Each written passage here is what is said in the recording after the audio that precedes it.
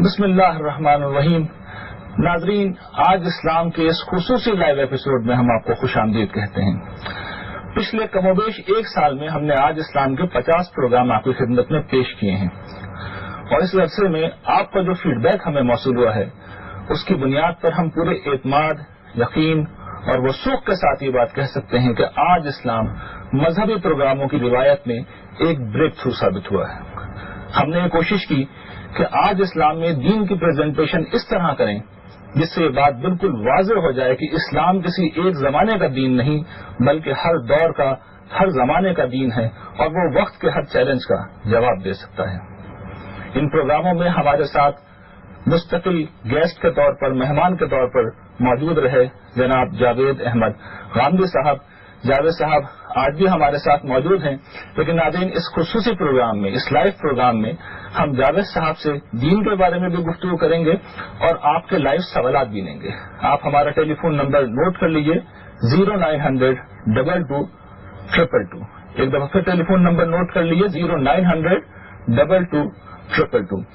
جاوید صاحب، میں چاہتا ہوں کہ آپ سے گفتگو کا آغاز کروں. ناظرین بھی اس گفتگو میں شریک ہوں گے، لیکن جو بنیادی چیز ہے جس پس منظر میں ہم نے یہ خصوصی پروگرام کیا ہے وہ یہ ہے کہ لوگ جس شخص سے اپنا دین سیکھتے ہیں انہیں اس شخص کے بارے میں پوری معلومات ہونی چاہیے. انہیں معلوم ہونا چاہیے کہ وہ شخص کون ہے، اس کا علمی پس منظر کیا ہے، اس کے خیالات کیا ہیں، اس کے نظریات کیا ہیں، اس کی زندگی کس طرح گزری.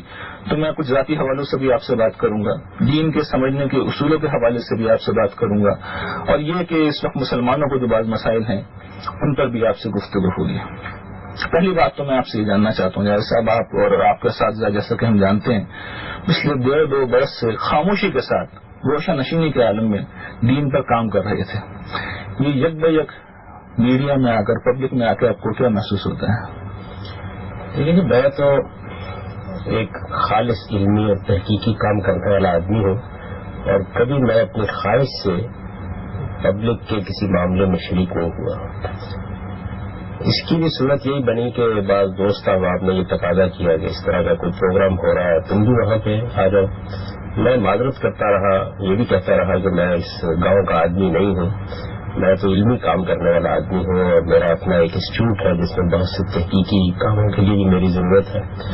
لیکن پھر ایک آدھ مرتبہ جب کسی پروگرام میں حاضری کا موقع ملا تو خیال ہوا کہ کوئی دین کی بات پہنچائی جا سکتی ہے لوگوں تک، اور شاید اس زمانے میں چونکہ یہ ذریعہ بڑی غیر معمولی اہمیت اختیار کر گیا ہے تو اس کے ذریعے سے بہتر طریقے سے پہنچائی جا سکتی ہے.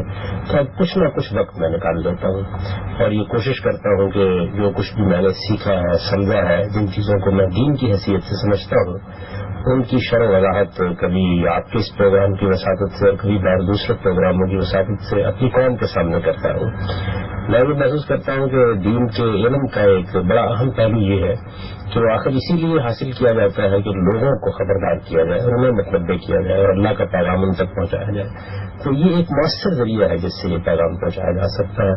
اس میں بھی میری ہمیشہ یہ آرزو اور خواہش ہوتی ہے کہ اللہ تعالیٰ اس کو اپنے لیے قبول کرے، اور اگر میں کوئی خدمت کر سکتا ہوں تو وہ اس کے ذریعے سے کروں، اور اگر لوگوں تک کوئی سچی بات اور اچھی بات پہنچائی جا سکتی ہے تو اسی کے لیے اس کو استعمال کیا جائے. سب اس وقت سوسائٹی میں ہمارے ہاں 2 ویوز ہیں جو جاری ہیں. یعنی آپ جانتے ہیں، ناظرین بھی جانتے ہیں، سب سمجھتے ہیں کہ اس وقت ہمارا معاشرہ ایک زبردست تبدیلی کے عمل سے گزر رہا ہے. اس میں اب 2 قسم کے رد عمل اس وقت ہمارے سامنے آئے ہیں معاشرے میں. ایک تو وہ رد عمل ہے کہ جس میں مغربیت کے اثرات لوگوں نے پورے طور پر قبول کر لیے، یعنی صرف ثقافتی نوعیت کے اثرات قبول نہیں کیے کہ انہوں نے لباس میں یا زبان میں، بلکہ آگے بڑھ کر جو زندگی کے بارے میں، حیات و کائنات کے بارے میں ان کا نقطہ نظر ہے کہ یہ کائنات بے خدا ہے اور کوئی آخرت نہیں ہوتی ہے، اگر کچھ ہے بھی تو بس کچھ اچھے اخلاقی احکام ہیں اور شریعت قابل عمل نہیں ہے، یہ کسی زمانے کی چیز تھی. ایک تو یہ نقطہ نظر ہے. دوسرا نقطہ نظر ہمارے ہاں وہ ہے جسے فوجی اصطلاح میں کہتے ہیں کہ جیسے تھے، یعنی فوجی جب کوئی حکم دیتے ہیں اور پھر اس کے بعد کہتے ہیں جیسے تھے. تو جو مسلمان ہیں وہ بھی بہت سے اسی اصول پہ کاربند ہیں کہ جیسے اسلام 200 سال پہلے تھا، جیسے شریعت کی انٹرپریٹیشن 1000 سال پہلے تھی، وہ اسی طرح شریعت کو، دین کو دیکھنا چاہتے ہیں. آپ نے ایک بیچ کا راستہ نکالا، تو یہ کس طرح آپ کے لیے ممکن ہو سکا؟ میں سمجھتا ہوں کہ دین کا اپنا راستہ یہی، یعنی دین کو اصل میں اعتدال اور توازن کی تعلیم دینے کے لیے آیا ہے. آپ نے اکثر یہ سنا ہوگا کہ اسلام دین فطرت ہے. اس کے کیا معنی ہے؟ اس کے معنی یہ ہے کہ اللہ تعالیٰ نے انسان کو جیسا بنایا ہے، جس قانون پر بنایا ہے، جس ضابطے پر بنایا ہے، اس کی تشکیل میں جس اصول کو مربوط رکھا ہے، یہ دین بالکل اس کے مطابق تعلیمات دیتا ہے۔ تو جب آپ اس کو دین فطرت کہتے ہیں تو اس کا لازمی تقاضا یہ ہے کہ اس کو ایسا ہی ہونا چاہیے، یعنی انسان کی فطرت کبھی اس سے ابا نہ کرے، کبھی اس سے گریز نہ کرے۔ جب وہ بات بتائی جائے، دین کی کوئی بات بھی جب بتائی جائے تو انسانی فطرت اس کو لپٹ کر قبول کرنے کے لیے تیار ہو، اسے محسوس ہو کہ یہ اس کے دل کی آواز ہے، وہ ایسے ہی سوچ رہی تھی۔ یہ چیز ہے جس کو دین کی تعبیر تشریح میں محفوظ رکھنا چاہیے۔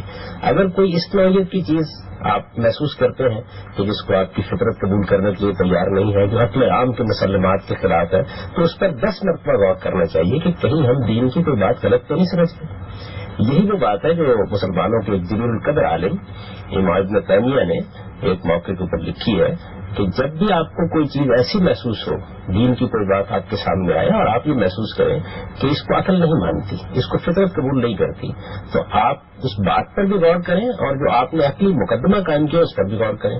دونوں میں سے کسی ایک کی غلطی واضح ہو جائے گی، یعنی یا تو یہ واضح ہو جائے گا کہ آپ نے اللہ کے پیغمبر کی بات کو سمجھنے میں غلطی کھائی ہے، اور یا یہ بات واضح ہو جائے گی کہ آپ جس چیز کو عقلی چیز سمجھ رہے تھے یا فطری چیز سمجھ رہے تھے اس کی تعین میں آپ نے غلطی کھائی ہے۔ تو غور و خوض کرنے کے بعد آپ حقیقت کو پالیں گے۔ تو میں یہ محسوس کرتا ہوں کہ جب آپ صحیح دین کو دیکھتے ہیں، اصل دین کو دریافت کرتے ہیں، جب آپ سارے پردے ہٹا دیتے ہیں، جب آپ انسانوں کو درمیان سے نکال دیتے ہیں اور براہ راست اللہ کی کتاب کو سمجھتے ہیں، اللہ کے پیغمبر کے ارشادات کو دیکھتے ہیں اور پھر یہ جاننے کی کوشش کرتے ہیں کہ وہ کیا بات تھی جو اللہ کے پیغمبر نے کہی تھی، تو وہ بات ہی ایسی ہوتی ہے کہ نہایت معتدل ہوگی، نہایت متوازن ہوگی، اس میں انتہا پسندی کا کوئی سوال نہیں ہوگا، وہ انسانی فطرت کے بالکل مطابق ہوگی۔ انسان جب اس کو پائے گا تو وہ یہ محسوس کرے گا کہ میں نے یہ جانا کہ گویا یہ بھی میرے لیے۔ حضرت صاحب، ایک سوال آپ کی اس بات سے یہ پیدا ہوتا ہے کہ اہل مغرب نے بھی تو عقل سے کام لیا ہے نا، انہوں نے تو خدا کا انکار کر دیا، عقل کی بنیاد پہ کیا ہے، تو یہ آپ کی بات کی کچھ اگینسٹ یا اس کے کنٹرڈکشن میں نہیں، تضاد نہیں ہے کیا؟ دیکھیے، میں تو مغربی فکر و فلسفے کا طالب علم ہوں، عقل کی بنیاد پر کبھی انکار نہیں کیا گیا۔ اصل میں صورتحال یہ ہے کہ مذہبی لوگوں نے مذہب کو اس طریقے سے پیش کیا کہ لوگوں کو اس سے ابا محسوس ہونی شروع ہوئی۔ مغرب میں خاص طور پر کلیسا نے مذہب کی جو تعبیرات کر رکھی ہوئی تھیں، وہ تعبیرات ایسی تھیں کہ ایک زمانے میں سائنس کی تحقیقات کے ذریعے بالکل مقابلہ کی کھڑی ہو گئی۔ سائنسدانوں نے جب کائنات کے بارے میں بعض حقائق دریافت کرنا شروع کیے تو معلوم ہوا کہ مذہبی لوگ سب سے بڑھ کر اس کے راستے میں رکاوٹ ہے۔ اس سے ایک خاص تصادم کی فضا ہے جو وہاں پیدا ہوئی، اور اس تصادم کی فضا میں آپ جانتے ہیں کہ انسانی فطرت رد عمل کا شکار ہو جاتی ہے۔ یہ رد عمل کی نفسیات ہے جس میں بعض فلسفیوں نے، بعض حکماء نے، بعض سائنسدانوں نے حدود سے تجاوز کر کے باتیں کہہ دی۔ آپ یہ دیکھیے کہ بڑے فلسفے اور بڑے حکماء میں سے کون ہے کہ جو مذہب کا قائل نہیں ہے یا خدا کا قائل نہیں ہے؟ میرے خیال سے کہ جو بڑے فلسفی ہیں، جو بڑے حکماء ہیں، جیسے کانٹ ہے، جیسے ہیگل ہے، جیسے ڈیکارت ہے، جیسے اسپینوزا ہے، یہ سارے کے سارے لوگ جتنے بھی تھے یہ اصل میں خدا کے، اللہ تعالیٰ کے وجود کے قائل رہے ہیں ہمیشہ۔ اس زمانے میں آ کر جب رد عمل کی ایک نفسیات پیدا ہوئی، جیسے آپ نے رسل کا نام لیا، جیسے فرائڈ ہے، جیسے بعض اور لوگ ہیں، کارل مارکس ہے، تو اس رد عمل کی نفسیات میں انہوں نے کائنات اور انسان کے معاملے کو خدا کو چھوڑ کر حل کرنے کی کوشش کی۔ اس رد عمل کی نفسیات میں بعض چیزیں حدود سے تجاوز کر کے بھی کہہ دی۔ جیسے جیسے انسان کو اس کا احساس ہو رہا ہے، یہ بات اس پر پھر واضح ہو رہی ہے کہ وہ اصل میں کلیسا کی مخالفت میں یا چرچ کی مخالفت میں کائنات کی ایک بڑی حقیقت سے اپنے آپ کو محروم کر رہا ہے۔ دیکھیے، بات یہ ہے کہ عقل کی بنیاد پر تو کسی چیز کا انکار تب ہوگا جب عقلی مقدمات اس کی تائید کریں گے۔ سوال یہ ہے کہ کیا کائنات کا معمہ حل کر لیا گیا؟ میں ایک مخلوق ہوں، نظر آ رہا ہوں، اپنے وجود کو خود نہیں بتا سکتا کہ وہ کیسے آیا ہے، میں اپنی توجہ آپ نہیں کر سکتا، میں کائنات کی توجہ بھی خود نہیں کر سکتا، تو ظاہر ہے کہ یہ سوال کیا ختم ہو گیا ہے کہ اب اس کائنات کا کوئی خالق ہونا چاہیے یا نہیں ہونا چاہیے، میرا کوئی خالق ہونا چاہیے یا نہیں ہونا چاہیے؟ عقل نے پا لیا ہے اس بات کو؟ ہرگز نہیں، ایسا کچھ بھی نہیں ہوا، بلکہ جیسے جیسے سائنسی علوم کی ترقی ہوئی ہے انسان کو اپنے عجز کا احساس ہوا ہے۔ ٹھیک ہے، اور یہ معلوم ہوا ہے کہ وہ کائنات کے جس معاملے کو خیال کر رہا تھا کہ وہ حل کر کے فارغ ہو جائے گا صدی دو صدی میں، وہ اور الجھ گیا ہے، اور اس کے پاس جو ذرائع تھے وہ اور زیادہ عاجزانہ محسوس ہو رہے ہیں۔ تو ایسا نہیں ہے کہ عقل نے کوئی دلائل فراہم کر لیے ہیں یا اس نے عقل کی بنیاد پر ایسا انکار کر دیا، یہ رد عمل کی نفسیات ہے جس میں ایسا خدا کا معاملہ تو چلیے مان لیا، لیکن بعض ہم دیکھتے ہیں کہ جو نظریات پیش ہوئے ہیں، فرائڈ کا ایک پورا مکتب فکر ہے اور اس کی بنیاد پہ پھر یہ جنسی بیراروی کی ایک جو کیفیت ہے اس وقت مغرب سے اب ہمارے یہاں تو امپورٹ ہونے لگی ہے، ڈارون نے ایک پورا نقطہ نظر دیا ارتقاء کے حوالے سے. تو ان دونوں کے نظریات کو جنہوں نے بڑا متاثر کیا ہے انسانیت کو، آپ کس طرح دیکھتے ہیں؟ یہی بات یہ ہے کہ ایک تو فرائڈ کی یہ حیثیت ہے کہ اس نے تحریر نفسی کی، انسان کے اوپر جو نفسی معاملات گزرتے ہیں ان کو سمجھنے کی کوشش کی، ان کے اندر اتر کر اس نے شعور کا، لاشعور کا تعین کیا، تحت الشعور کا تعین کیا. انسان کی شخصیت کے وہ حصے جو ہم براہ نظر آتے ہیں، جو اندر چھپے ہوئے ہیں، ان کو دریافت کرنے کی کوشش کی. اس لحاظ سے میں اس کو ایک بڑا سائنسدان ہی سمجھتا ہوں. یعنی سائنس کا لفظ جو میں وسیع معنی میں استعمال کر رہا ہوں. جس طریقے سے آپ کائنات پر غور کرتے ہیں اور کائنات پر غور کر کے آپ اس کے قوانین دریافت کرتے ہیں. اس نے قوانین دیے اس نے اس کے قوانین دریافت کیے. اب مثال کے طور پر شعور، لاشعور اور تحت الشعور کی جو بحث ہے، اس میں کوئی شک نہیں ہے کہ اس کے ذریعے سے انسانیت کو خود اپنے بارے میں بہت کچھ جاننے کا موقع ملا. میں نے اس سے پہلے بھی عرض کیا اور اب پھر اس بات کو دوہرا رہا ہوں. اس کے نتیجے کے طور پر یہ مقدمہ بھی قائم کر لیا گیا کہ مذہب بھی اسی طرح کا کوئی واقعہ ہے جس میں انسان نے اپنی آرزوؤں اور تمناؤں کو اپنے لاشعور کا حصہ بنا لیا ہے. یہ ظاہر ہے کہ ایک بات ہے جو اس نے کہی ہے. یہ بات کوئی تحریر نفسی کے نتیجے میں دریافت نہیں ہوگی. اس کے نتائج ہیں، اس کے نتائج ہیں. یہ نتائج غلط نکال لیے گئے ہیں. ان کو تنقید کر کے ان کی غلطی وعدے کی جا سکتی ہے. اسی طریقے سے کارل مارکس نے یہ کوشش کی کہ وہ انسانی عمل کی تعبیر کرے، یعنی انسان کی تاریخ میں جس طریقے سے ایک جدلیاتی نوعیت کا عمل جاری ہے اور جس کے نتیجے میں وہ محسوس کرتا تھا کہ اخلاق پر، کردار پر، سیرت پر اور بہت سی چیزوں پر اثرات پڑتے ہیں، تو اس نے اس کو اس کا نتیجہ قرار دے دیا اور یہ کہا کہ اصل میں یہ معاشی عمل ہے جس کے نتیجے میں یہ ساری چیزیں پیدا ہوتی ہیں. یہ ایک ایسا مقدمہ تھا کہ آپ یہ جانتے ہیں کہ وقت نے ثابت کر دیا بالکل غلط مقدمہ. چنانچہ آپ اگر کوئی جدید فلسفے کی کتاب اٹھا کے دیکھیں گے تو کارل مارکس کا ذکر کرتے ہوئے جب اس کی پوری تاریخ بیان کر دی جاتی ہے تو جو کچھ اس نے انسانیت اور تاریخ کے بارے میں کہا تھا، اس کی پیشنگوئی کی تھی، اس کا عنوان فالس پروفٹ کا قائم کیا جاتا ہے. یعنی یہ وقت نے ثابت کر دیا کہ اس کی کوئی ایک پیشنگوئی بھی درست ثابت نہیں ہو سکی. انسانیت کے بارے میں، تاریخ کے بارے میں جو کچھ اس نے کہا تھا وہ غلط ثابت ہوا. معلوم ہوا کہ انسان کے ہاں پہلے فکر پیدا ہوتا ہے، پہلے اخلاقیات پیدا ہوتے ہیں، پہلے اصول قائم ہوتے ہیں، اس کے بعد معاشی عمل پر اس کے اثرات ہوتے ہیں اور پھر معاشی عمل سے ان چیزوں پر بھی اثرات ہوتے ہیں. تو یہ اصل میں تجزیہ اور تحلیل کر کے معلوم ہوتا ہے کہ بڑی ناقص باتیں تھی. میں نے ایک لفظ استعمال کیا سمجھانے کے لیے کہ رد عمل کی نفسیات ہے جس نے بنیادی طور پر یہ کردار ادا کیا. کوئی علمی اور عقلی چیز میرے علم میں نہیں. آپ پیش کر سکیں مجھے بڑی خوشی ہوگی. ٹھیک ہے جیسا صاحب، اس میں ایک مسئلہ یہ ہے کہ ہماری سوسائٹی میں اس کا کوئی جواب دینے والا موجود نہیں ہے. یعنی مغربی فکر و فلسفہ انٹرنیٹ کے ذریعے سے، اب ٹیلی ویژن کے ذریعے سے ہمارے یہاں آتا چلا جا رہا ہے. جو پڑھے لکھے لوگ ہیں، جو انگریزی زبان سمجھتے ہیں اور جنہیں جدید کتابوں تک ان کی پہنچ ہے، وہ ان چیزوں کو پڑھتے ہیں اور متاثر ہوتے ہیں اور پھر اس کے نتیجے میں وہ دین کو دیکھتے ہیں. تو ٹھیک ہے وہ شاید خدا کا انکار نہ کر رہے ہوں، لیکن یہ کہ وہ آخرت کا انکار کر دیتے ہیں، وہ شریعت کا خاص طور پہ انکار کر دیتے ہیں. تو میں اس کا آپ سے جواب لوں گا، لیکن اس وقت بریک کا وقت ہو رہا ہے. ناظرین، ہم جاوید صاحب سے اس سوال کا جواب لیں گے، لیکن ایک بریک کے بعد ہمارے ساتھ رہیے گا.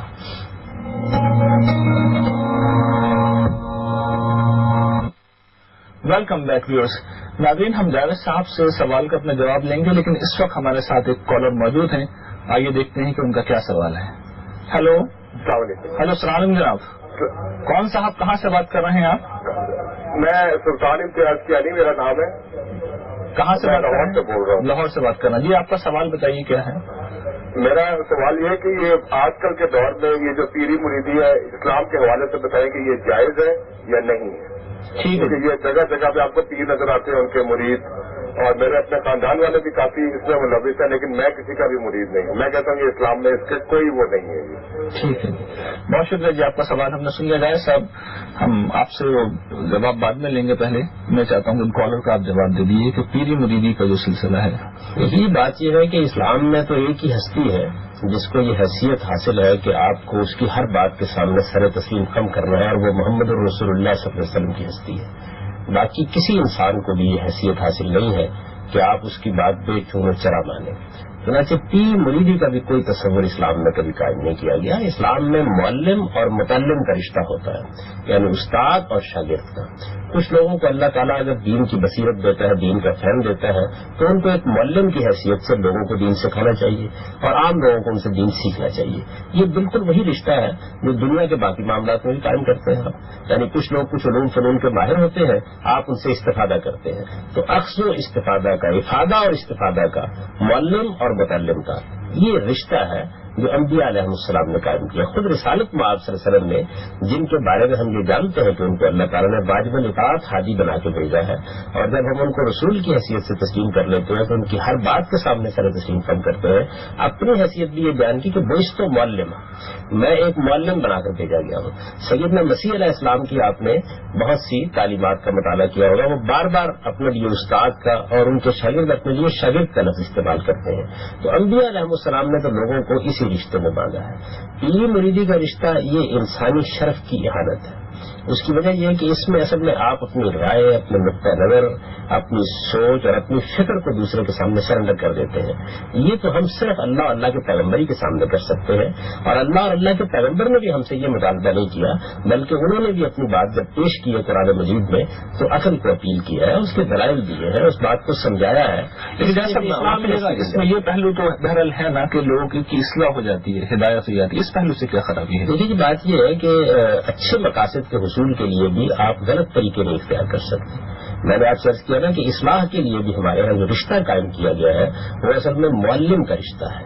آپ سکھانے والے بنیے، دوسرے سیکھنے والے بنے. آپ تعلیم دیجیے، دوسرے تعلیم حاصل کریں. تعلیم میں کیا ہوتا ہے، آپ بات سمجھاتے ہیں، سکھاتے ہیں، اس کے دلائل دیتے ہیں، تربیت بھی کرتے ہیں، اچھے اساتذہ تربیت بھی کرتے ہیں. تو جو رشتہ قائم کیا گیا ہے وہ در حقیقت انسانی شرف کے بالکل مطابق ہے.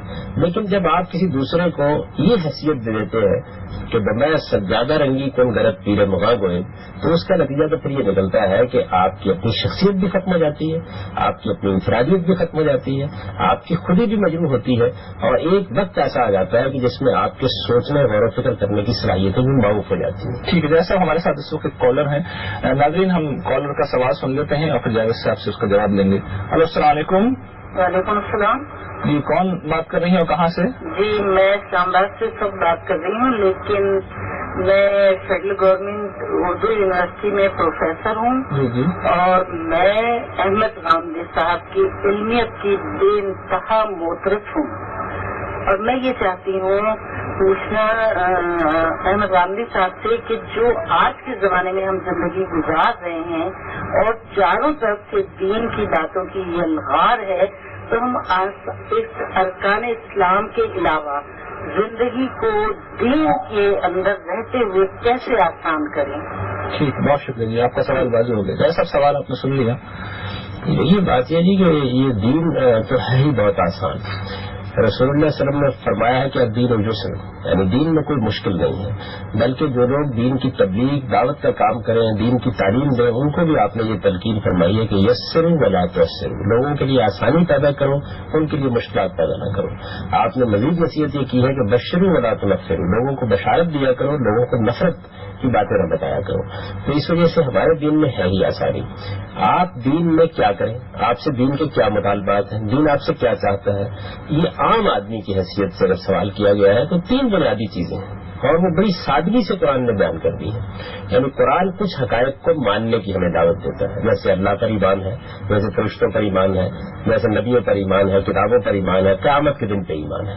ان چیزوں کو وہ دلائل دیتا ہے اور آپ سے کہتا ہے کہ یہ وہ حقائق ہیں جن کو تسلیم کر کے ہی انسان خدا کی بندگی کا حق ادا کر سکتا ہے. دوسرے وہ آپ کو کہتا ہے کہ آپ اپنے آپ کو پاکیزہ انسان بنائیں.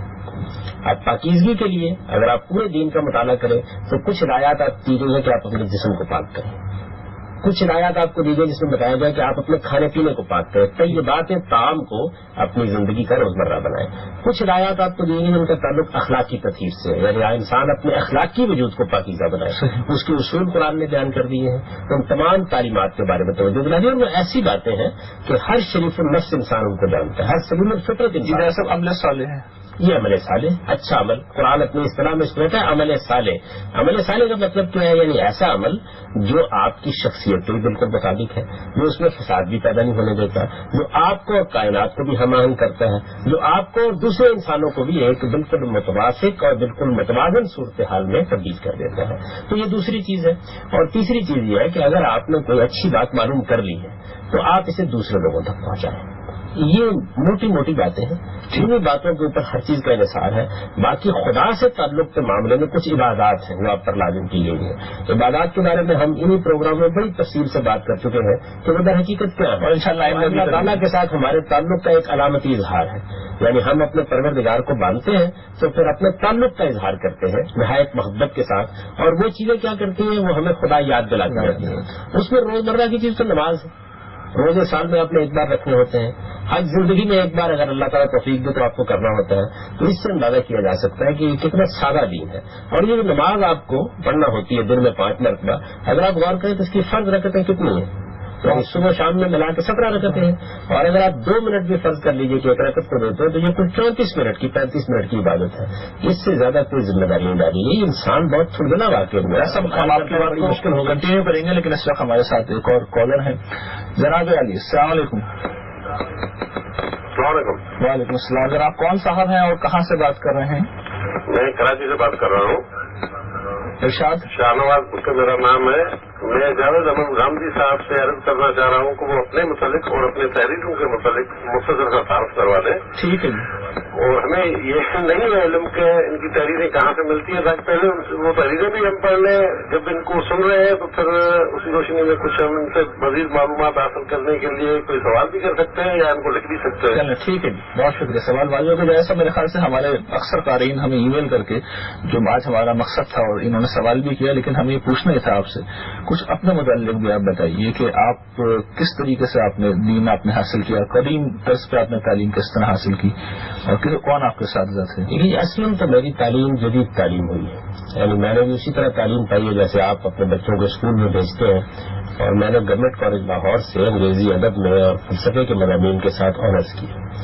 تو یہ تو میری عمومی تعلیم ہے. میرے والد کو بچپن میں بہت شوق تھا کہ وہ مجھے عربی، فارسی، سنسکرت اور اس طرح کے مشرقی علوم کی تعلیم بھی دلائے.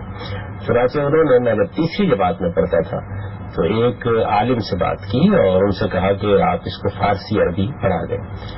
وہ اب مجھے یاد پڑتا ہے اس طریقے سے، ظاہر ہے کہ بچپن کی بات ہے کہ غالباً دیوبندی نقطہ نظر کے کوئی عالم تھے، لیکن ایک بڑے عالم تھے، یعنی وہ ان علوم پر بڑی گہری نظر رکھتے تھے.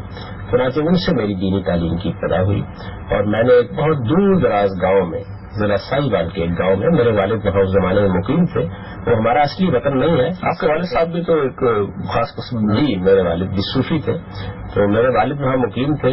چنانچہ ان سے میں نے ابتدائی عربی فارسی کتابیں پڑھی، گلستان بوستان تک فارسی ان سے پڑھی، شرح جامی تک ان سے میں نے عربی زبان کی تعلیم حاصل کی، اور اس طریقے سے ایک بنیاد بن گئی. پھر اس کے بعد اس گاؤں کو ہم نے چھوڑ دیا اور ہم پاک پتن شہر میں آ گئے. تو وہاں پر بھی میرا یہ سلسلہ جاری رہا اور میں مختلف علماء سے وہ چیزیں پڑھتا رہا، جو ہمارا قدیم ایک طریقہ ہوتا تھا کہ جس میں آپ مختلف فنون کے ماہرین اور علماء سے چیزیں سیکھتے رہتے تھے. اپنے طور پر بھی تحصیل علم کرتا رہا اور مختلف علماء سے بھی استفادہ کرتا رہا.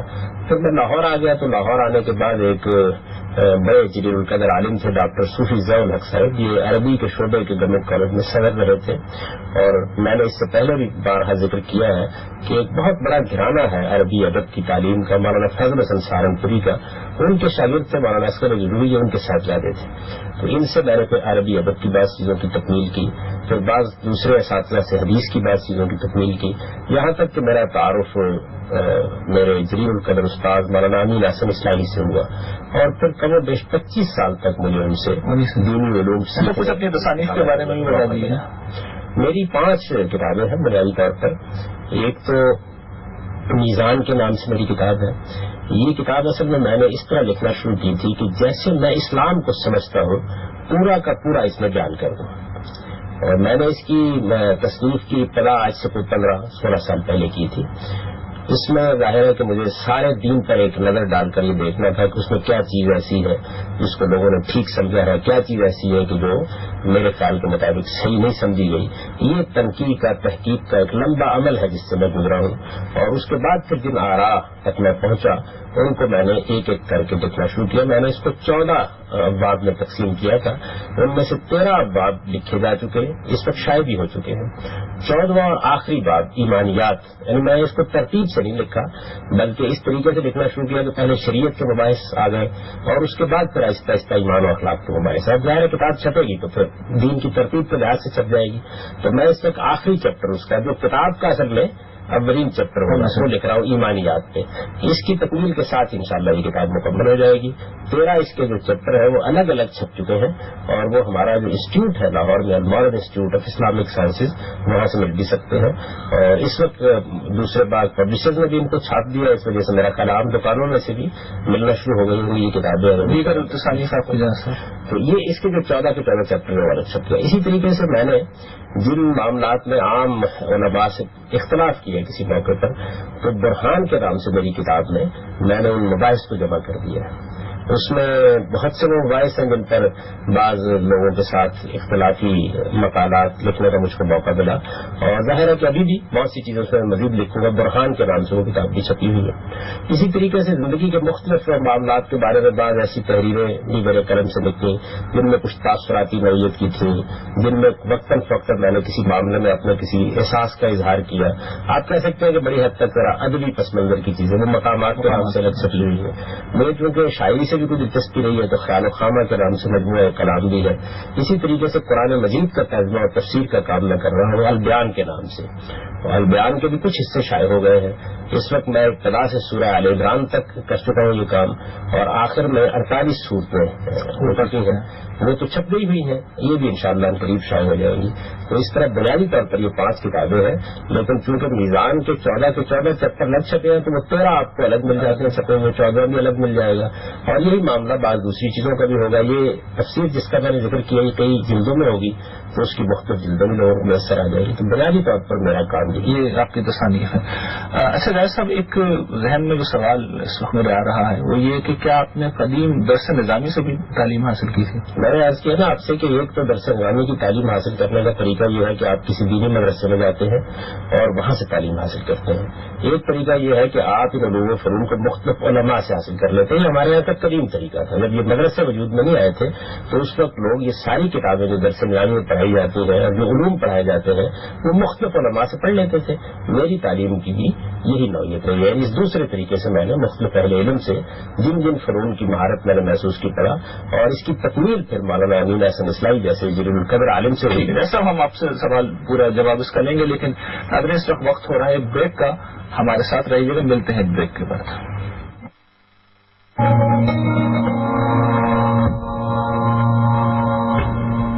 ناظرین، پروگرام میں ایک دفعہ پھر خوش آمدید. جاوید صاحب، آپ نے ابھی اپنی تعلیم کے ضمن میں یہ بات بیان کی تھی کہ آپ نے جدید جو مغربی ادب ہے اس کو بھی پڑھ رکھا، وہی آپ کی جنوبی تعلیم کا پس منظر ہے.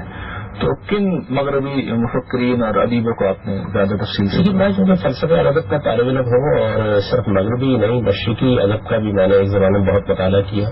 فارسی ادب کا، عربی ادب کا، اردو ادب کا، اور اسی طرح سے انگریزی ادب کا بھی. اور اس میں جتنے بھی قابل ذکر لوگ ہو سکتے ہیں ان سبھی کو پڑھا. میرا تو اصلی ذوق یہی تھا. یعنی مذہبی علوم میں کوئی کام کرنا ہے یہ خیال میرے ہاں یا بعد میں پیدا ہوا. میں تو ایک زمانے میں فلسفے اور ادب اور تصوفی پر کام کرنا چاہتا تھا. یعنی آج سے کوئی 30-35 سال پہلے اس وقت میری دلچسپی بھی ہی موضوعات کے ساتھ تھی، اور میرا خیال یہ تھا کہ میں اسی مشاہد کو بہتر خدمت کر سکتا ہوں. یہ میرے جلیل القدر استاد کا فیض ہے کہ میرے اندر یہ خیال پیدا ہوا کہ قرآن مجید سب سے بڑھ کر اس کا استعداد رکھتا ہے کہ اسے علم کا موضوع بنایا جائے. ورنہ ہمارا خیال اس زمانے میں یہی تھا کہ یہ جو چیزیں ہیں یہ تو لوگوں نے پڑھ لکھ کے فارغ ہو گئے ہیں اور انہوں نے کچھ فقہ مرتب کر دیا، کچھ علم کلام کے اصول مرتب کر دیے، بس ان کا زندگی بسر کرنی چاہیے. لیکن ان کی صحبت سے اور ان کے فیض تربیت سے یہ حقیقت مجھ پر واضح ہوئی کہ سب سے بڑھ کر جو چیز کام کرنے کی وہ قرآن ہے. اب جب یہ زیادہ رجوع ہوا اور پھر مسائل کا اندازہ ہوا تو معلوم ہوا کہ ایمانیات میں فلسفے نے جدید تحقیقات میں بڑے نازک سوالات اٹھا دیے. معلوم ہوا کہ شریعت اور اس کی تفہیم و تبیین کے مسائل اس پر غیر معمولی اہمیت اختیار کر چکے ہیں. یہ اندازہ ہوا کہ بہت سی چیزوں میں سوء تعبیر نے ایسے مسئلے پیدا کر دیے ہیں کہ نئی نسلوں کو شاید الحاد سے بچانا مشکل ہو جائے گا. چنانچہ پھر مجھے خیال ہوا کہ میں اپنے اسی پس منظر کو کام میں لاتے ہوئے قرآن مجید کا مطالعہ بھی کروں اور اپنے اسلامی علوم کو بھی پڑھوں. چنانچہ اللہ کا یہ شکر ہے کہ اس نے یہ توفیق دی کہ اس میں بھی کچھ کام کرنے کی آپ نے کم و بیش سارے جو ہمارے اسلاف ہیں سب کا تفصیلی مطالعہ کر رکھا ہے. کیونکہ بات یہ ہے کہ لفظ سارے بولتے وقت بڑی احتیاط کرنی چاہیے، لیکن ظاہر ہے کہ جب میرا یہ خصوصی میدان ہے تو جہاں بھی مجھے کسی مسئلے کی تحقیق کرنی ہوتی ہے میں اس کو اصولی طور پر لازم سمجھتا ہوں کہ ہر اس آدمی کو دیکھا جائے جس نے اس سے پہلے کام کیا ہے، تاکہ یہ معلوم ہو جائے کہ کیا استدلال ہے، کیا روایات ہے، کیا چیز ہے جو اسے پیش نظر رہی ہے، تو آدمی اس کو دیکھنے کی کوشش کرتا ہے۔ اور اس میں علوم میں بھی آپ سے بات عرض کر دوں کہ آپ ادب کا مطالعہ کر رہے ہو، فلسفے کا کر رہے ہو، مذہبی علوم کا کر رہے ہو، ہر علم میں کچھ امہات ہوتی ہیں کتابوں میں، اور کچھ غیر معمولی لوگ ہوتے ہیں جنہوں نے کام کیا ہوتا ہے، ورنہ عام طور پر یہ ہوتا ہے کہ لوگ کتابوں کو دیکھ کر کتابیں لکھتے رہتے ہیں اور اسی طریقے سے بعض چیزوں کو دہراتے رہتے ہیں۔ تو ہر فن میں مثلا آپ تفسیر میں اگر دیکھیں گے تو آپ کو اندازہ ہو جائے گا کہ چند چیزیں ہیں جو بنیادی اہمیت کی حامل ہے۔ اسی طریقے سے آپ حدیث میں دیکھیں گے تو اس سے بھی یہ بات واضح ہو جائے گی۔ تمام علوم و فنون میں ایسا ہی ہوتا ہے، ان چیزوں کو بہت اچھی طرح دقت نظر کے ساتھ پڑھنا چاہیے۔ ہمارے یہاں عام طور پر لوگ جو سیکنڈری سورسز ہیں، ثانوی درجے کی چیزیں ان کو پڑھتے ہیں، جو محاط قدرت ہیں یعنی جو بنیادی کتابیں ہوتی ہیں ان کو جب آپ پڑھتے ہیں اور ان علوم و فنون کے ماہرین کو بھی دیکھتے ہیں تو اس کے بعد پھر اس پر ایک گرفت حاصل ہو جاتی ہے۔ میں اپنے بارے میں کوئی دعویٰ نہیں کرتا، میں سوری آپ کو انٹرپٹ کر رہا ہوں، ہمارے ساتھ ایک کالر موجود ہے۔ جناب کون صاحب بات کر رہے ہیں، کہاں سے بات کر رہے ہیں؟ جی میں عامر معراج بول رہا ہوں صادقآباد۔ جناب علی سوال کیا ہے آپ کا؟ میرا سوال غامدی صاحب سے ہے کہ قرآن کس سے مخاطب ہے؟ کیا یہ صرف مسلمانوں سے مخاطب ہے؟ جبکہ یہ بیان للناس اور ہدی للناس کی بات کرتا ہوں، اور کیا ہم اسے ٹریڈیشنلی سمجھتے رہیں گے یا اس کو سمجھیں گے کسی طریقے سے؟ ٹھیک ہے جی، بہت شکریہ۔ اور اس کے کیونکہ ہمارے یہاں نارملی کنسیپٹ ہے کہ اس کو صرف ایسے ہی پڑھتے رہے، سمجھے نہیں، اور جو سمجھنے کی کوشش کرتا ہے اس سے ہمیشہ تلافی کیا جاتا ہے۔ ٹھیک ہے جی، بہت شکریہ، آپ کا سوال بالکل واضح ہو گیا جائے۔ سب ان کا سوال بھی کچھ ریلیٹڈ ہی ہے۔ ہم اصل میں جو بات کرنا چاہ رہے تھے وہ یہ کہ دین سمجھنے کے آپ کے اصول کیا ہیں، کیونکہ آپ کی آرا بعض اوقات مختلف ہو جاتی ہیں، تو کیا آپ کے اور دوسرے لوگوں میں کچھ فرق ہے دین سمجھنے کی؟ بڑی بنیادی سی چیز ہے ایک، وہ یہ ہے کہ میرے نزدیک دین کا ماخذ محمد رسول اللہ صلی اللہ علیہ وسلم کی ذات والا صفات ہے صلی اللہ علیہ وسلم۔ اب قیامت تک کے لیے جس چیز کو آپ دین کہتے ہیں وہ آپ ہی سے لیا جائے گا، آپ ہی کی سند کی بنیاد پر پیش کیا جائے گا۔ رسالت میں آپ صلی اللہ علیہ وسلم کے قول، فعل، تقریر و تصویری کا نام دین ہے۔ اللہ کے آخری پیغمبر کی حیثیت سے جس چیز کو آپ نے دین قرار دے دیا وہ دین ہے، جسے آپ نے دین قرار نہیں دیا وہ دین نہیں ہو سکتی۔ آپ سے یہ دین ہم کو دو ذرائع سے ملا ہے، ایک قرآن ہے، ایک سنت ہے، اور میرے نزدیک ان دونوں ذرائع کو اس طریقے سے اس امت کو دیا گیا ہے کہ اس میں ادنا درجے سے بھی آپ کو کوئی شبے کا امکان باقی نہیں رہتا، یعنی ہر چیز بالکل واضح طریقے سے اس کے ہاتھ میں پکڑا دی گئی۔ قرآن تو آپ جانتے ہی ہیں، میں نے سنت پر بھی کام کر کے بتا دیا کہ اس کی نوعیت کی یہی ہے۔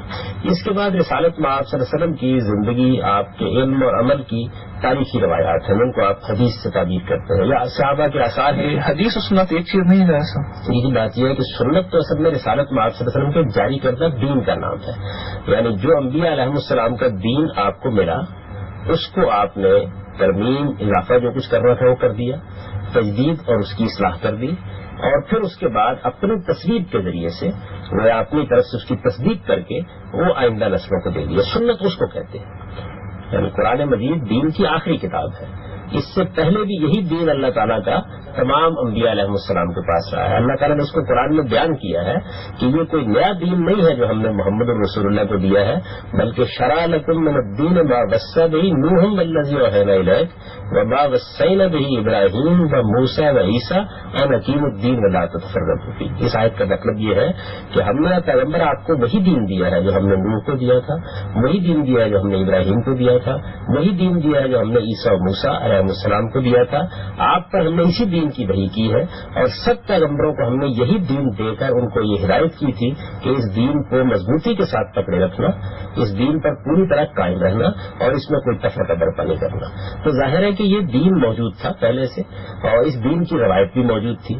رسالت میں آپ صلی اللہ علیہ وسلم تشریف لائے تو عرب بھی دین ابراہیمی کو سمجھتے تھے، ان کی پس منظر سے جانتے تھے، یہود بھی موجود تھے، نصارہ بھی موجود تھے۔ تو آپ نے اس دین میں سے جن چیزوں کو باقی رکھا اور ان کی تصویر کر کے، ان کی اصلاح کر کے اپنی امت میں جاری کر دیا، اسے ہم سنت کہتے ہیں۔ یہ قرآن سے مقدم ہے، پھر قرآن آپ پر نازل ہوا، اور قرآن مجید میں بھی ظاہر ہے کہ ان سب باتوں کی تصویر کر دی، اور یہ بتایا کہ اب یہ چیزیں جو ہیں یہ دین کی حیثیت سے پیش کی جائے گی۔ یہ تو دین ہو گیا۔ یہ سارا کا سارا مسلمانوں کے اجماع سے منتقل ہوا ہے. اس کے لیے ہم کسی دوسری چیز کے محتاج ہیں. ایسا ہم آپ کی بات کنٹینیو کرتے ہیں، لیکن اس وقت ہمارے ساتھ ایک کالر ہیں. السلام علیکم جی، کون بات کر رہے ہیں، کہاں سے؟ السلام علیکم جی. وعلیکم السلام. میں عدنان بات کر رہا ہوں جی، کراچی سے. آپ سوال فرمائیے اپنا. سب سے پہلے تو میں یہ کہنا چاہتا ہوں کہ جاوید غامدی صاحب جو ہیں بہت اچھے اسکالر ہیں اور میں بہت دل سے ان کی عزت کرتا ہوں. بہت شکریہ. دوسری سوال میرا یہ کہ غامدی صاحب پہلے کہہ چکے ہیں کہ جو ہے نماز جو ہے اسلام سے پہلے کی چیز ہے نا. ٹھیک ہے. اور تو مجھے یہ پوچھنا تھا کہ عیسائیوں کی یا یہودیوں کی عبادت جو ہے اس میں ہمیں یہ چیز اس طرح نظر کیوں نہیں آتی؟ جیسے ایک دفعہ انہوں نے کہا تھا کہ جی ایک صحابی نے پہلے سے نماز پڑھنی شروع کی ہوئی تھی اسلام سے، تو اس سے پہلے کیا چیز پڑھتے ہوں گے اسلام نماز میں؟ ٹھیک ہے، بہت شکریہ. تو قرآن تو بعد میں آیا تھا نا. ٹھیک ہے، بہت شکریہ. ایسا بڑا اچھا انہوں نے سوال کر لیا کہ دین جو آپ کہہ رہے ہیں پہلے سے چلا آ رہا تھا، لیکن ہم یہ دیکھتے ہیں کہ عیسائی تو سروس کے اوپر جاتے ہیں، وہ تو نماز نہیں پڑھتے. تو اس طریقے سے بعض دوسرے معاملات میں بھی ہوتا ہے کہ قرآن تو یہ کہتا ہے کہ ہم نے روزے فرض کیے جس طرح پچھلے میں کیا تھا، جبکہ ان کا طریقہ بالکل جدا ہے. تو اسلام نے پھر اسلام میں اور ان میں کیا فرق ہے، اسلام کی نماز میں اور ان کی نماز؟ میرا تجاوز میں میں پہلی بات کو مکمل کر لوں تو میں یہ گزارش کر رہا تھا کہ اصل دین تو قرآن و سنت کا نام ہے. اس کے بعد اب ظاہر بات ہے کہ جہاں تک حدیث کا تعلق ہے اس میں رسالت میں آپ صلی اللہ علیہ وسلم کے علم و عمل کی روایت ہوئی ہے، جو ہمارے لیے ایک بڑا قیمتی خزانہ ہے. دیکھنے والوں نے، سننے والوں نے آپ کی باتیں بیان کی ہیں، آپ نے کسی سوال کا جواب دیا تو اس کو بیان کیا ہے. یہ ہمارے لیے ایک بڑی حکمت کی چیز ہے اور اس کو بھی ہم اپنے سامنے رکھتے ہیں، اس کا مطالعہ کرتے ہیں. اور جب ہمیں اطمینان ہو جاتا ہے کہ کوئی بات رسالت میں آپ صلی اللہ علیہ وسلم نے فرمائی ہے تو اس کے سامنے سر تسلیم ہم کرتے ہیں. اور اس سے بہتر چیز کیا ہو سکتی ہے دین کے فہم میں اور دین کی بصیرت میں؟ لیکن حدیث سے دین کے کانٹینٹ میں کوئی اضافہ نہیں ہوتا، سارا دین قرآن و سنت میں ہے. حدیث میں وہ باتیں بیان ہوتی ہیں جن میں یا تو حضور کی سیرت سنانے کے واقعات ہوتے ہیں اور یا پھر دین کی تفہیم و تبیین ہوتی ہے، یعنی دین کی کوئی بات آپ نے سمجھا دی، کسی سوال کا جواب دے دیا، یہ چیزیں ہوتی ہیں. آپ مجھ میں اور علماء کے طریقے میں کیا فرق ہے؟ سوال آپ کا یہ اصل سوال ہے. تو میں یہ گزارش کر رہا ہوں کہ فرق اس کے سوا کچھ نہیں ہے کہ ہمارے یہاں اس دین کو سمجھنے کا جو کام ہوا ہے 13-14 صدیوں میں، وہ یہ کہتے ہیں کہ جس طرح لوگوں نے اس کو سمجھ لیا ہے اب اس پر دوبارہ نظر ڈالنا یہ ٹھیک نہیں ہے. یعنی اگر کوئی نیا مسئلہ پیش آ گیا ہے تو اس میں تو ہم اجتہاد کر لیں گے، لیکن جس چیز کے بارے میں لوگ اس سے پہلے بیان کر چکے ہیں اس پر آپ دوبارہ غور نہیں کر سکتے. میں یہ کہتا ہوں کہ نہیں، قرآن سنت ہمارے پاس موجود ہے، ہم اس پر غور کریں گے. اگر سمجھنے میں انسانوں نے کوئی غلطی کی ہے تو اس غلطی کو دور کریں گے. اور یہ ایک ایسا عمل ہے جو قیامت تک جاری رہنا چاہیے، اس کو بند نہیں کیا جا سکتا، کیونکہ اللہ اور اللہ کے پیغمبر کی بات تو حتمی اور ابدی ہے، لیکن انسانوں کا فہم یہ نہ حتمی ہو سکتا ہے نہ ابدی ہو سکتا ہے. اس وجہ سے اس میں غلطی ہو سکتی ہے. اور میں نے اپنے کام سے یہ واضح کرنے کی کوشش کی ہے کہ ہمارے جلیل القدر علماء نے بڑا بے پناہ کام کیا ہے، لیکن بعض جگہوں پر دین کے فہم میں فی الواقع غلطی ہوئی ہے، اس میں ہمیں اس کی اصلاح کرنی چاہیے. اب اس طرح کی کوئی بات جب میں بیان کرتا ہوں تو لوگوں کو ذرا جیسا ہم تو تاریخ میں دیکھتے ہیں کہ ابو حنیفہ کے بعد امام مالک کے بعد امام ابو حنیفہ ہے، پھر اس کے بعد امام شافعی آئے، پھر احمد بن حنبل آئے، ان سب کے بعد ابن تیمیہ آ گئے، ان سب کے بعد شاہ ولی اللہ. تو دین کی ٹریڈیشن تو اس پہ نہیں کھڑی ہوئی، جو ہمارے بڑے لوگ ہیں وہ اختلاف کرتے رہے ہیں. یہ ہمیشہ کرتے رہے. یعنی ہمارے جو جلیل القدر اکابر تھے، آپ یہ جانتے ہیں کہ ایک دوسرے کے استاد شاگرد ہوتے ہیں، ان سے اختلاف کرتے تھے. ایسے ہی ابو حنیفہ رحمۃ اللہ علیہ کے دونوں بڑے شاگرد جو ہیں، وہاں وہ یوسف ہے، امام محمد ہے، انہوں نے اپنے استاد سے بہت سے معاملات میں اختلاف کیے. تو آپ ایک زندہ اور بیدار انسان کی حیثیت سے دین پر علمی کام کرتے ہیں، قرآن و سنت کی روشنی میں دین پر غور کرتے ہیں، آپ مختلف علماء کی آراء کو پرکھ کر دیکھتے ہیں، اور اس میں ظاہر ہے کہ کسی جگہ اختلاف کریں گے، کسی جگہ اختلاف کریں گے. اس کے سوا میں نے کوئی جرم نہیں کیا. ایک کالر ہمارے ساتھ ہیں. جی السلام علیکم. السلام علیکم. جی وعلیکم السلام. آپ کون صاحب بات کر رہے ہیں؟ میں چوری انور بول رہا ہوں لاہور سے. جی آپ کا کیا سوال ہے جناب؟ ابھی آپ نے جاوید صاحب سے سوال کیا نا تھوڑی دیر پہلے ڈارون کے نظریہ ارتقاء کے بارے میں. جی جی. تو اس میں اور بھی سائنسدان تھے، انہوں نے اور سائنسدانوں کا جواب تو دے دیا ہے، لیکن ڈارون کے نظریہ ارتقاء کا جواب نہیں دیا. اور یہ نہیں بتایا کہ دین سے اس کا کوئی تعلق ہے یا نہیں. ٹھیک ہے، جس پہ بھی ہم بات کر لیتے ہیں. جیسا اب یہ 2-3 سوال اب اکٹھے ہو گئے ہیں. ایک تو نماز کے حوالے سے ہے اور پھر یہ ڈارون والی بات جو انہوں نے کہا رہ گئی تھی. وہ یہ پہلا سوال ہے، اس کے بارے میں میں یہ گزارش کروں گا کہ ایک تو یہ چیز ہے کہ اللہ تعالیٰ نے دین کیا دیا، اس کی پوری تاریخ قرآن نے خود بیان کر دی ہے اور یہ بتا دیا ہے کہ اللہ تعالیٰ نے تمام پیغمبروں کو نماز کا اہتمام کرنے کی تلقین کی، تمام پیغمبروں کو روزے رکھنے کی تلقین کی. اسی طریقے سے دین ابراہیمی میں جب حج کی روایت ہوئی تو حضرت ابراہیم کے بعد جو لوگ بھی آئے ان سب کے اوپر حج فرض کیا. یہی معاملہ قربانی کا اور بعض دوسری چیزوں کا رہا ہے. لیکن امتوں نے اس دین کو ضائع کیا ہے. جس طرح ہم نے اپنے اندر بہت سی خرابیاں پیدا کی ہیں اس طرح پہلے بھی خرابیاں پیدا ہوتی رہی ہیں. اس کو قرآن نے بیان کیا ہے. یہود کے بارے میں بیان کیا کہ اذان الصلاۃ، انہوں نے نماز کو ضائع کر دیا. اور جن لوگوں کو عیسائیت کی تاریخ کا علم ہے وہ یہ جانتے ہیں کہ عیسائیت جب شروع ہوئی تو اس وقت بالکل ٹھیک حضرت موسیٰ علیہ السلام کی شریعتی کے مطابق سیدنا مسیح علیہ السلام نے لوگوں کو تعلیم دی، اور خاص طور پر یہ بتایا کہ میں تورات کو منسوخ کرنے کے لیے نہیں آیا، میں تو اس کو پورا کرنے کے لیے آیا ہوں. لیکن بعد کے زمانے میں سیٹ پال تک پہنچتے پہنچتے عیسائیت میں یہ نقطہ نظر قائم کر لیا گیا کہ شریعت اور اس کے آداب و حدود یہ بنی اسرائیل کے لیے تھے، باقی قوموں کے لیے نہیں ہے. اس کا نتیجہ یہ نکلا کہ عبادات میں بھی جو شریعت کے احکام تھے ختم ہو گئے، اور باقی دین میں بھی جو شریعت کے احکام تھے ختم ہو گئے. آپ انجیل کو پڑھیے، آپ تورات کو پڑھیے، اس میں آپ کو انہی اوقات میں نماز کا ذکر ملے گا. میں نے اپنی کتاب میزان میں جو عبادات پر لکھا ہے اس میں نے یہ پوری تاریخ جمع کر دی اور بتایا ہے کہ یہود کے ہم بھی اسی طرح 5 نمازیں تھیں، عیسائیوں کے ہم بھی اسی طرح 5 نمازیں تھیں. انجیل میں سیدنا مسیح علیہ السلام کی انہی اوقات میں نماز پڑھنے کا بار بار ذکر ملتا ہے. لوگوں کے شاید علم میں نہیں ہے کہ ابو داؤد میں جو نماز کے اوقات کی روایت ہے اس میں یہ بیان کیا گیا ہے کہ جبریل امین نے جب رسول اللہ صلی اللہ علیہ وسلم کو اوقات کی تعین کے بارے میں آ کے تعلیم دی تو ساتھ ہی یہ بات کہی کہ بالکل وہ اوقات ہیں جن پر اس سے پہلے بھی تمام انبیاء 5 نمازیں پڑھتے رہے ہیں. تو کیا پڑھتے تھے انہوں نے سوال کیا ہے. دیکھیے بات یہ ہے کہ نماز اصل میں کیا چیز ہے. نماز اصل میں ہے قیام، رکوع، سجود. یہ تو ہمیشہ ایسے ہی رہا ہے. اب یہ کہ اس میں آپ نے کچھ اب قرآن پڑھنا ہوتا ہے، سورہ فاتحہ پڑھنی ہوتی ہے، تسبیحات پڑھنی ہوتی ہے، یہ ہر دور کے لوگ اپنے اپنے طریقے سے پڑھتے ہیں. قرآن تھا ہی نہیں. چنانچہ میں نے یہ بیان کر دیا، اس میں یہ بتا دیا ہے کہ انجیل میں نماز کی دعا کون سی تھی، تورات میں نماز کی دعا کون سی تھی، اسی طرح زبور میں نماز کی دعا کون سی تھی. تو یہ تبدیلی تو ظاہر ہے کہ ہوئی ہے، لیکن نماز بحیثیت نماز اسی طرح 5 وقت. لیکن ان سب کے باوجود جو اصل حجت ہے وہ رسول اللہ صلی اللہ علیہ وسلم کی ذات ہے. اس میں کیا شک ہے، اس میں تو کوئی شبہ ہی نہیں رہا ہے کہ رسالت میں آپ صلی اللہ علیہ وسلم نے اس کی تصویر کی، آپ نے اس کو سینکشن دی، آپ نے یہ سب جاری کیا. یہ سب اس پہ اہم بات ہے، ہم بات کریں گے، لیکن ایک ٹائم چیک ہمیں لینا ہے. ناظرین ہم ایک چھوٹے سے بریک کے بعد آپ کے خدمت پہ حاضر ہوتے ہیں، ہمارے ساتھ رہیے گا.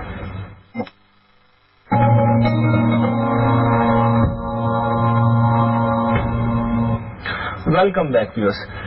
صاحب ایک سوال کا جواب تو ہو گیا اس میں، بلکہ وہ میں چاہتا ہوں کہ اس سے پہلے کہ ہم دوسرے جواب کی طرف آئیں، وہ آپ بات ایک کر رہے تھے اس کے حوالے سے میں چاہتا ہوں بات پوری ہو جائے. اگر جی میں رسول اللہ صلی اللہ علیہ وسلم کی جو حیثیت میں وہی عرض کر رہا تھا کہ یہ جو دین ہمیں ملا ہے سارا کا سارا حضور نے اس کی تصویر فرمائی ہے تو یہ دین بنا ہے. اس کی وجہ یہ ہے کہ اگر پیغمبر صلی اللہ علیہ وسلم جو خدا کے آخری پیغمبر تھے وہ ان میں سے کسی چیز کو نکال دیتے تو نکل جاتی. انہوں نے جس چیز کی تصویر کر دی وہ ہمارے لیے دین بن گیا. تو حضور کی تصویر ہے جس نے دین بنایا. میں نے اسی وجہ سے سب سے پہلے آپ سے یہ بات کی تھی کہ اب قیامت تک بھی اب محمد رسول اللہ کی ذات والا صفات کے سوا دین اور کہیں سے حاصل نہیں. یعنی قدیم صحف سماوی میں سے بھی صرف وہی چیزیں قابل قبول ہو سکتی ہیں جن کو رسول اللہ صلی اللہ علیہ وسلم سینکشن کر رہے ہیں. ظاہر بات ہے جن چیزوں کی قرآن مجید نے تصویر کر دی، جن چیزوں کی رسول اللہ صلی اللہ علیہ وسلم نے تصویر کر دی، وہی چیزیں اب دین کی حیثیت اختیار کر گئی ہیں. اس سے پہلے ظاہر بات ہے کہ اللہ تعالیٰ نے جن ذرائع سے دین پہنچایا لوگ ان پر اعتماد کرتے تھے، لیکن آخری پیغمبر محمد رسول اللہ صلی اللہ علیہ وسلم کے بعد اب ظاہر ہے کہ آپ کی وساطت سے جو کچھ ملے گا اسی کو دین کی حیثیت حاصل ہوگی. یہ جب ہم کہتے ہیں کہ یہ دین ابراہیمی کی روایت ہے تو یہ اصل میں اس کی تاریخ بیان کر رہے ہوتے ہیں. چنانچہ شاہ ولی اللہ نے اگر آپ ان کی الفاظ الکبیر دیکھیں، ان کی حجت دیکھیں تو اس میں جگہ جگہ اس بات کو واضح کیا ہے، بلکہ انہوں نے تو بڑی عمدہ تعبیر اختیار کی ہے کہ رسول اللہ صلی اللہ علیہ وسلم نے دین ابراہیمی کے مجدد ہے، یعنی دین ابراہیمی کی آپ نے تجدید کی ہے. یہ بات اگر آج کہہ دی جائے تو شاید ہمارے لوگوں کے لیے اجربی ہو جائے گی. یہ بات اس طرح بیان چنانچہ میں نے سنت کو جب ڈیفائن کیا ہے اپنی کتابوں میں تو اس میں میں نے یہ بیان کیا کہ یہ دین ابراہیمی کی وہ روایت ہے جس کو رسالت میں آپ صلی اللہ علیہ وسلم نے اس کی تجدید و اصلاح اور اس میں ضروری اضافوں کے ساتھ دین کی حیثیت سے جاری فرمایا ہے. تو اصل میں یہ آپ کا جاری فرمانا ہے جس نے اس کو دین بنا دیا. اگر آپ کی تصویر حاصل نہ ہوتی تو ختم ہو جاتا ہے یہ معاملہ. ٹھیک ہے. جیسا وہ ایک سوال ڈارون کے حوالے سے تھا. ڈارون کا جو نظریہ ارتقاء ہے اس کے اساسات پر بہت تنقیدیں ہو چکی ہیں. یعنی جس طرح ڈارون نے اس کو پیش کیا تھا اور جو اس کے لیے استدلال کیا تھا اس میں بہت سی چیزیں ایسی ہیں کہ جن کو اب سائنس قبول کرنے کے لیے تیار نہیں ہے. ڈارون کے زمانے میں فاسلز کا ریکارڈ اس درجے میں مرتب نہیں تھا جس طرح ہے. بہت سے نئے آثار دریافت ہو گئے ہیں. اسی طریقے سے سیل یا خلیے کی تحقیق اس درجے میں نہیں ہوئی تھی جس درجے میں اب ہو گئی ہے. جین کی تحقیق اس درجے میں نہیں ہوئی تھی جس درجے میں اب ہو گئی ہے. تو اس وجہ سے بہت سی ایسی چیزیں ہیں جو بالکل نئی سامنے آ گئی ہیں اور ڈارون کے نقطہ نظر کے بعد خلا بھی واضح ہو رہے ہیں. یہ تو ڈارون کا معاملہ ہے. ظاہر ہے کہ اس میں سائنس اپنے طریقے پہ غور کرتی رہتی ہے، علم اس کو بیان کرتے رہتے ہیں. یہ ایک نظریہ ہے ابھی تک یہ حقیقت کے درجے میں نہیں پہنچا. یعنی ایسا نہیں کہ تجربے اور مشاہدے سے اس کو ویریفائی کیا جا سکتا ہے. یہ قیاسات کی دنیا تھی، ان میں کچھ چیزیں محکم ہیں، کچھ چیزیں ایسی ہیں کہ جو بظاہر لگتا ہے کہ اس طرح محکم نہیں رہی. رہ گئی یہ بات کہ قرآن کیا کہتا ہے. تو ایک صورت تو یہ ہو سکتی ہے قرآن نے اس کو موضوع نہیں بنایا، لیکن قرآن نے بعض جگہوں پر اس کو موضوع بنا لیا. موضوع بنانے کی وجہ یہ نہیں ہوئی کہ قرآن کوئی سائنس کی کتاب ہے. موضوع بنانے کی وجہ یہ ہوئی ہے کہ قرآن مجید اللہ تعالیٰ کی وحدانیت پر استدلال کرتے ہوئے بعض حقائق کو بتاتا ہے. تو قرآن سے یہ معلوم ہوتا ہے، سورہ سجدہ میں بڑی تفصیل سے قرآن نے یہ بیان کیا ہے کہ انسان کی تخلیق ہوئی تو ارتقاء کے نتیجے میں، اس میں کوئی شک نہیں. چنانچہ قرآن مجید کے الفاظ یہ ہیں کہ بدا خلق الانسان من طین، ہم نے انسان کو مٹی گارے سے بنانا شروع کیا. پھر اس کے بعد آتا ہے ثم جعل نسلہ من صلالۃ من ماء مہین، پھر دوسرے دور میں ہم نے اس کے اندر نسل پیدا کرنے کی صلاحیت خود اس کے اندر رکھ دی. پھر کہا ثم سواہ، جب اس کے اندر نسل پیدا کرنے کی صلاحیت بھی پیدا ہو گئی تو پھر ہم نے اس کے نقص کو درست کیا، یعنی اس کا یہ جو قالب ہے اس کو درست کیا. اور پھر اس کے بعد اس کے حیوانی وجود کی گویا تکمیل ہو گئی. پھر کہا ہے کہ وَنَفَخَ فِيهِ مِن رُوحِهِ، پھر اللہ تعالیٰ نے اس کے اندر انسانی شخصیت کو پھونک دیا. پھر یعنی کہ آدم وجود میں آئے، پھر آدم وجود میں آئے. اور پھر کہا کہ وَجَعَلَكُمُ السَّمْعَ وَالْأَبْصَارَ وَالْأَفْئِدَةَ، یعنی اللہ تعالیٰ نے پھر تمہارے اندر یہ صلاحیتیں پیدا کر دیں گی جو اب انسانیت کی صلاحیتیں سمجھی جاتی ہیں. تو قرآن کی آیت اس معاملے میں بالکل واضح ہے کہ ارتقاء ہی کے نتیجے میں یہ ہوا ہے. لیکن ارتقاء کی نوعیت کیا ہے؟ کیا وہ جو ڈارون بیان کرتا ہے یا اس سے کوئی مختلف؟ ظاہر ہے کہ یہ سائنس کا موضوع ہے، اس کے اوپر گفتگو ہوتی رہنی چاہیے، تحقیقات بھی ہوتی رہنی چاہیے. ڈارون کا نقطہ نظر اب اس درجے میں محکم نہیں رہا. ایک ہے نفس ارتقاء، یعنی ارتقاء ہوا ہے. قرآن مجید کا بیان یہ نہیں ہے کہ کوئی پتلا مٹی کا بنا دیا اگر اس میں پھونک دیا گیا، یہ قرآن نے کہیں بیان نہیں کیا. قرآن اس کو اسی طرح بیان کرتا ہے کہ انسان کے حیوانی وجود کی پہلے تکمیل ہوئی، ہو سکتا ہے اس میں ہزاروں سال لگے ہوں، ممکن اس پر کرنوں گزرے ہوں. پھر اس کے بعد جب حیوانی وجود کی تکمیل ہو گئی تو تب اس کو انسانی شخصیت. آج بھی سب بطن مادر میں یہ سب کچھ ہوتا ہے، اب بھی یہی ہوتا ہے. یعنی اللہ تعالیٰ اب بھی اصل میں یہی کرتے ہیں. کیا کرتے ہیں؟ ہم اس پانی مٹی کے آمیزے سے جو کچھ سبزیاں اگتی ہیں، گوشت بنتا ہے، اس کو کھاتے ہیں. ہمارے اندر وہ فیکٹری موجود ہے، اسے پروسیس کرتی ہے. پھر اس کے بعد ایک قطرہ آب پیدا ہو جاتا ہے. پھر اس کے بعد بطن مادر میں مختلف مراحل سے گزرتا ہوا انسان بنتا ہے. 9-10 مہینے میں یہ معاملہ مکمل ہو جاتا ہے. یہ بھی ارتقائی عمل ہے. تو یہ ارتقائی عمل جو 9-10 مہینے میں مکمل ہوتا ہے، ممکن ہے اس وقت ہزاروں سال میں، لاکھوں سال میں مکمل ہوا ہو. تو قرآن ارتقاء ہی کا تصور پیش کرتا ہے، لیکن اس کا یہ مطلب نہیں کہ وہ ڈارون کے نظریے ارتقاء کی تصویر کر رہا ہے. یعنی ارتقاء کی نوعیت کیا ہوئی اس کو قرآن نے بیان. اس میں حدیث میں وضاحت بھی ہوتی ہے کہ 4 مہینے بعد پھر روح پھونکی جاتی ہے. جی، حدیث میں بھی یہ بات آئی ہے کہ انسان کا حیوانی وجود پہلے مکمل ہوتا ہے اور اب وہ ماں کے پیٹ میں 120 دن میں مکمل ہو جاتا ہے. پھر اس کے اندر انسانی شخصیت ڈالی جاتی ہے. یہی وجہ ہے کہ ہمارے فقہاء اسقاط کے معاملے میں بھی یہ رائے رکھتے ہیں کہ 120 دن میں اگر آپ کسی وجہ سے، کسی ضرورت کے تحت ایسا کرتے ہیں تو اس پر قتل انسانی کا اطلاق نہیں ہوگا، کیونکہ ابھی انسانی شخصیت آئی نہیں. تو اب انسانی شخصیت اللہ تعالیٰ جب حیوانی قالب کی 120 دن میں تکمیل ہو جاتی ہے تب دیتے ہیں. اس وقت اللہ تعالیٰ نے انسانی شخصیت کب دی، اس کو یہ تو بیان کر دیا ہے کہ بڑے مراحل سے گزرنے کے بعد دی ہے. اور حیوانی وجود بھی ایک لمبے مرحلے سے تشکیل پذیر ہوا ہے. اس سے یہ معلوم ہوتا ہے کہ انسان پر ایک پورا دور ایسا گزرا ہے کہ جب وہ انسانی شخصیت کی تکمیل کے مراحل سے گزر رہا تھا. یہ بات قرآن مجید میں بیان کر دی ہے. نوعیت کیا ہے یہ اصل میں سائنس کا موضوع ہے، اس پر کام کرنا چاہیے. کام ہو رہا ہے، لوگ اس پر غور و فکر بھی کر رہے ہیں اور ڈارون کے نظریہ ارتقاء کی غلطیاں بھی اب واضح ہو رہی ہیں. جیسا ہمارے پاس وقت اب مختصر ذرا رہ گیا ہے، میں چاہ رہا تھا کہ باتیں تو بہت ہیں کرنے کے لیے، بہت سی چیزیں دل چاہتا ہے آپ سے پوچھیں، ناظرین کی بھی خواہش ہوگی، لیکن ایک آخری میں چاہتا ہوں سوال ہم بات کر لیں. آج کا مذہبی انسان میں یہ دیکھتا ہوں، سب دیکھ رہے ہیں کہ بہت فرسٹریٹڈ ہو گیا ہے. اس کو کوئی امید نظر نہیں آتی، اسے لگتا ہے کہ مایوس کر دیا گیا ہے. اس میں آپ کیا سمجھتے ہیں؟ دین کی کیا رہنمائی ہے؟ ایسی صورتحال ہے؟ میرا ذاتی احساس یہ نہیں کہ پچھلے خاص طور پر نظریہ سازش کی جو بات کی جاتی ہے کہ آدمی کو ختم کر دیا جاتا ہے، اس میں اصل میں 100-200 سال میں دین کو متعلق کر دیا گیا بہت حد تک سیاست سے. دین اصل میں تزکیہ نفس کا نام ہے. دین اپنے آپ کو پیوریفائی کرنے کا نام ہے. تو یہ حقیقت جب لوگوں پہ واضح ہوگی پھر کوئی فرسٹریشن کی وجہ نہیں. اس کی وجہ یہ ہے کہ اگر آپ نے اپنے آپ کو پاکیزہ بنانا ہے، اپنے معاشرے کو پاکیزہ بنانے کی کوشش کرنی ہے تو یہ ایک عظیم عمل ہے جو آپ کر رہے ہیں. اس میں امید ہے. آپ مجھے میں بہت معذرت چاہتا ہوں, مجھے آپ کو انٹرپٹ کرنا پڑے گا, وقت ہمارے پاس اب ختم ہو گئے ہیں. ناظرین, آج اسلام کا یہ خصوصی لائیو ایپیسوڈ آپ نے ملاحظہ فرمایا. ہم انشاءاللہ آئندہ بھی جاوید صاحب کے ساتھ آپ کی خدمت میں حاضر ہوتے رہیں گے, لیکن ایک بات میں یہاں پہ کہنا چاہوں گا کہ آپ ہمیشہ مجھے ہی دیکھتے ہیں ٹیلی ویژن اسکرین کے اوپر. آج اسلام جو آپ کے سامنے آتا ہے وہ تنہا میری کوشش نہیں ہے, اس میں ہماری پوری ٹیم شامل ہے, اور جتنی میری محنت ہے اس کے ساتھ ساتھ ان لوگوں کی بھی اتنی محنت ہے. جب آپ دعاؤں میں یاد رکھیں تو ہم سب کو اپنی دعاؤں میں ضرور یاد رکھیے گا. اور اپنے میزبان ریحان احمد یوسفی اور آج اسلام کی ٹیم کو اجازت دیجیے. اللہ نے کے بعد